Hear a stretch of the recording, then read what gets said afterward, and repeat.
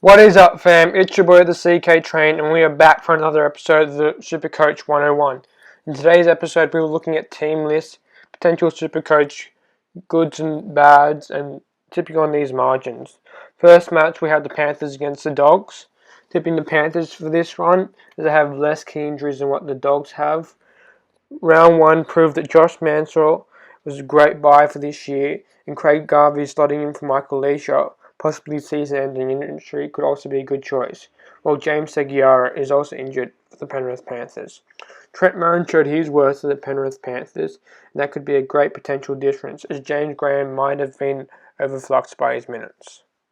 Looking at the next game, we have the Brisbane Broncos against the New Zealand Warriors. Probably going to tip the Broncos for this match. Their sets are a bit more settled, and Warriors like Isaac Luke and RTS are still learning the way. That's why I'm telling you to hold off trading them. Corey Oates was amazing last week, but I don't think it's an auto panic. You should get him in. Just wait for a few weeks. Same as Jordan Kahu and the other blokes. Jordan Kahu is probably not going to be out for very long, but might I say I was very impressed with the way Sean Johnson started off his series. He could be a great player to buy in the future. So yeah.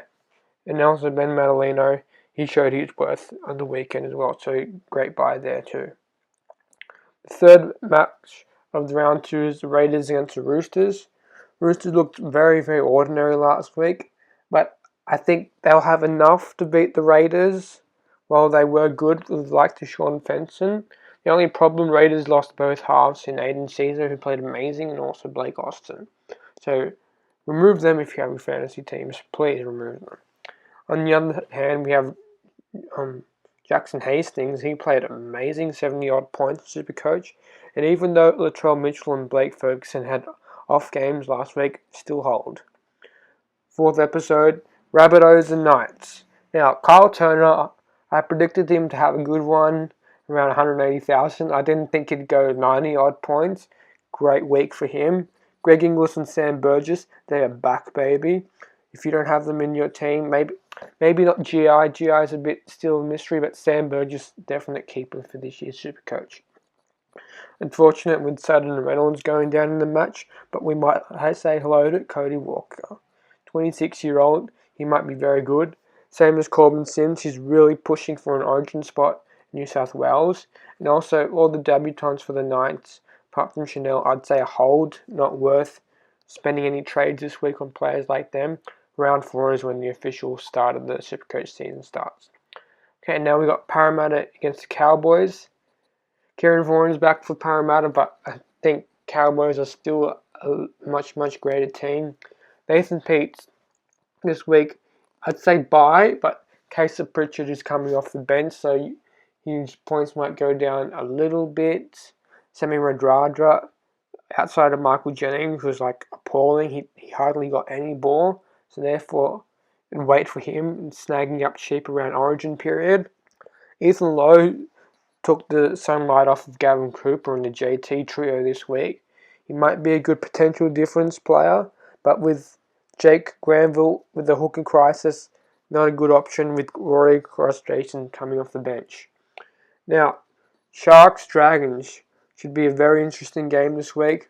I'm looking forward to two sides going back on track from their 2016 season.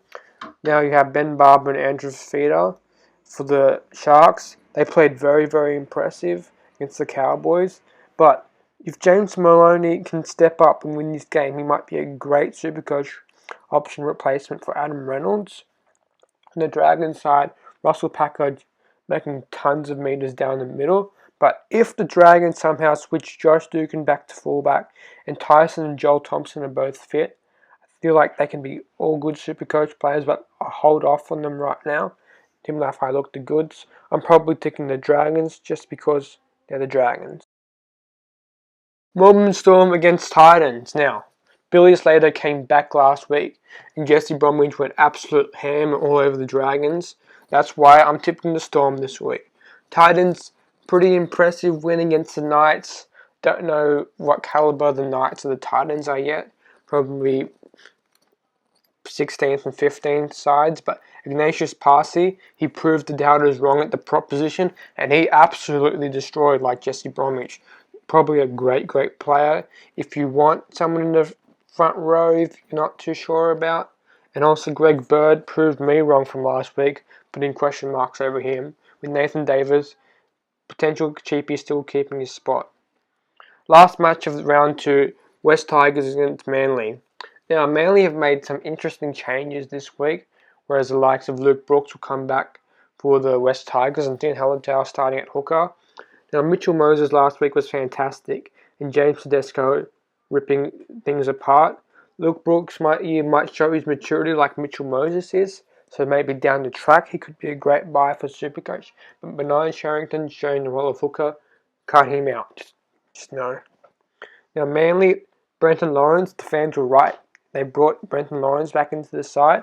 And while Dylan Walker and Matt Parcell, I said don't trade people this week, they have to go. Emergency options, Dylan Walker is way too expensive. Also, Martin Tapau got moved to the second row. Tom Trbojevic at lock. So, even though Manly might have a better side on paper, I'm tipping the West Tigers for this game at home. Now, looking at my Supercoach backline, you see most of my players going pretty well, except for Ben Henry and Joel Thompson. I'm not going to be swapping out either of them. I think it'd be a waste of trades from the 40 to swap them out. I'm just holding off around 4, seeing if Joel Thompson will get fit. And maybe in the future, as prices fluctuate with people, I'll get rid of Ben Henry. Maybe Chanel Mataudi will probably be a better trade for me this week. Just trying to hold off as much as possible as we're looking into our front row pack. Looks of Isaac Luke played pretty shocking. I won't be trading him out either. I think he can come good in the next few weeks. With Sam Mataora, Russell Packer showing their worth.